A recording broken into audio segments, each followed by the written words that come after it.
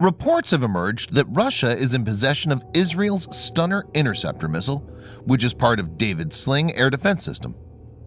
According to a Chinese news site, Sina, the Russians got it from Syria when the interceptor landed intact in Syria and was recovered by Syrian military forces under President Bashar Assad. Viewers may note that Russia is supporting Assad's regime in Syria. Reportedly, the missile was brought to Moscow for examination. This could be a massive step back for Israel, as well as the US, since Stunner is considered to be a state-of-the-art system. The importance of this incident can be gauged from the fact that even the US intervened and asked Russia to return the missile. In this video, Defense Updates reports on how one of the most sophisticated Israeli-American interceptor missiles is now in Russian hands. And what are the implications? Let's get started. This video is sponsored by War Thunder. If you are, like us, fascinated by military vehicles and technology, I recommend you give War Thunder a try. It's a military vehicle combat game which you can download and play for free on PC, PlayStation 4, and Xbox One with cross-platform support. It has a huge variety of more than 1,200 playable aircraft, tanks, helicopters, and ships from the 1930s to the 1990s, which you can take to battle on land, in the air, and at sea on more than 80 theaters of war. War Thunder's been kind enough to offer all Defense Updates viewers a special bonus, which will grant you a free premium tank, aircraft, or ship, and 3 days of premium account time for registering using our link in the description below. So take the plunge and join more than 20 million players from around the world.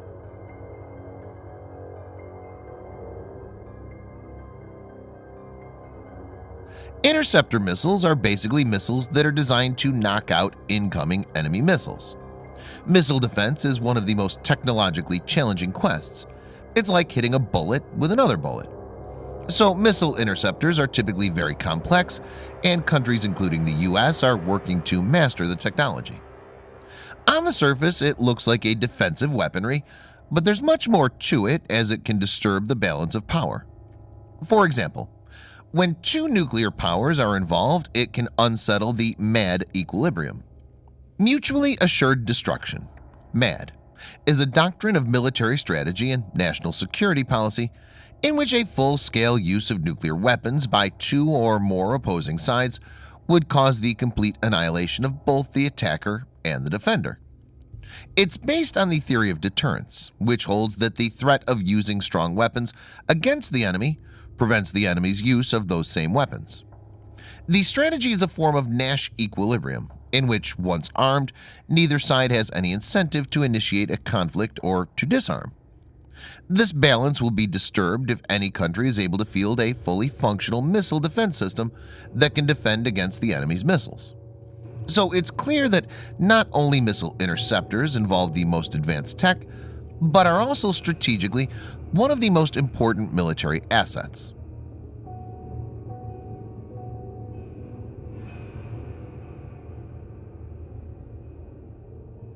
David's Sling, also formerly known as Magic Wand, is an Israel Defense Forces military system being jointly developed by the Israeli defense contractor Rafael Advanced Defense Systems and the American defense contractor Raytheon.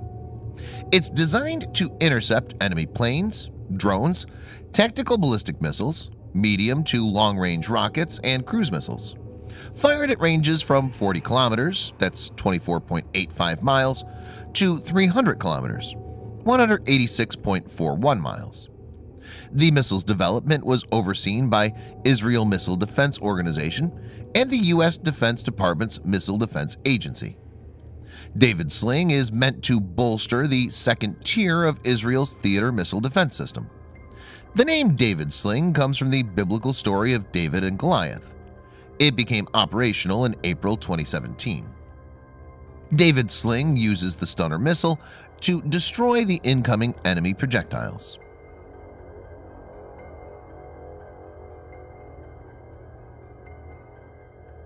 The Stunner missile is designed to intercept even the newest generation of tactical ballistic missiles at low altitudes, such as the Russian Iskander and the Chinese DF-15.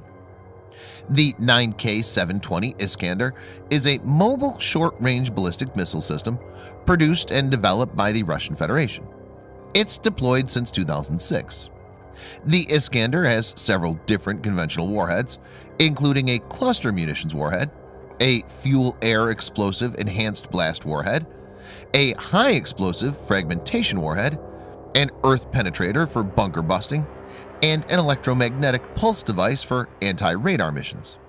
The missile can also carry nuclear warheads. It has a max payload of 700 kilograms, or 1,540 pounds, and has a range of 500 kilometers or 310 miles. It has an excellent accuracy of 7 meters, and it's mobile as it can be fired from a transporter erector launcher. The Dongfeng 15, aka DF-15, is a short-range ballistic missile developed by the People's Republic of China. The DF-15 uses a solid-fuel, single-stage rocket. It's vertically launched from an 8-wheeled transporter erector launcher. The missile's trajectory is guided by using small thrusters and an inertial guidance system on the warhead. The terminal velocity of the missile is over Mach 6.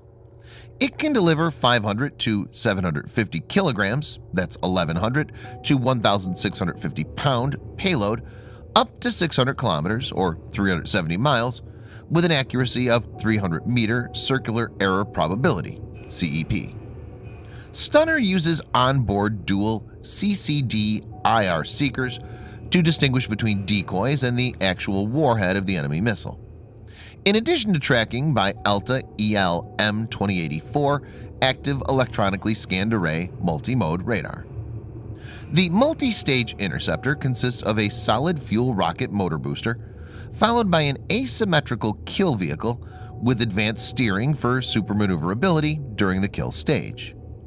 A 3-pulse motor provides additional acceleration and maneuverability during the terminal phase. David Sling owes much to the Spider program's modified Python 5 and Derby seeker technology.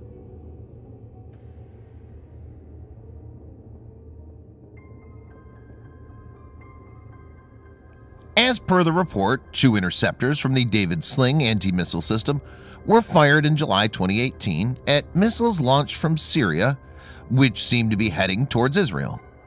The projectiles fired from Syria were identified as Russian-made OTR-21 Tachka missiles, also known as SS-21 Scarab missiles, and were in the air for a minute and a half.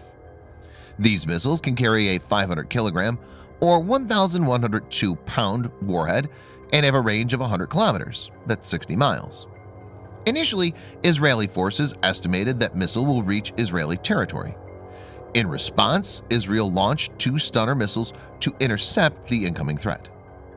But as the interception was in progress, the David Sling's mission computers determined that the Syrian missiles were going to fall short and hence did not pose a risk to Israel. The first Stunner was self-detonated by the Israeli Air Force when it was flying over northern Israel, streaking towards its target.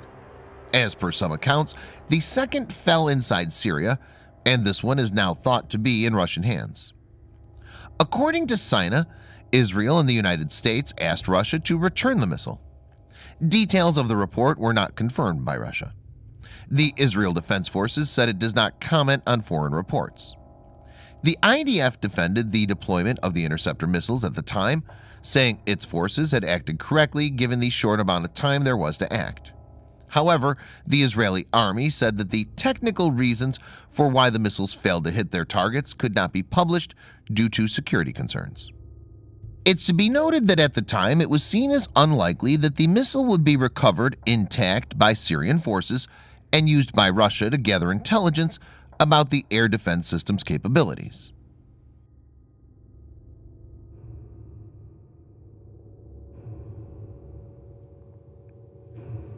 One Black Hawk was abandoned by U.S. Special Forces in Pakistan during the operation to kill Osama bin Laden on the 1st of May 2011. Several sources indicate that Pakistan allowed Chinese officials to examine the Black Hawk wreckage. This helped China to develop the Z-20, which was showcased during the 5th China Helicopter Exposition in Tianjin recently. Russia could also take this kind of route to develop or improve its own interceptor.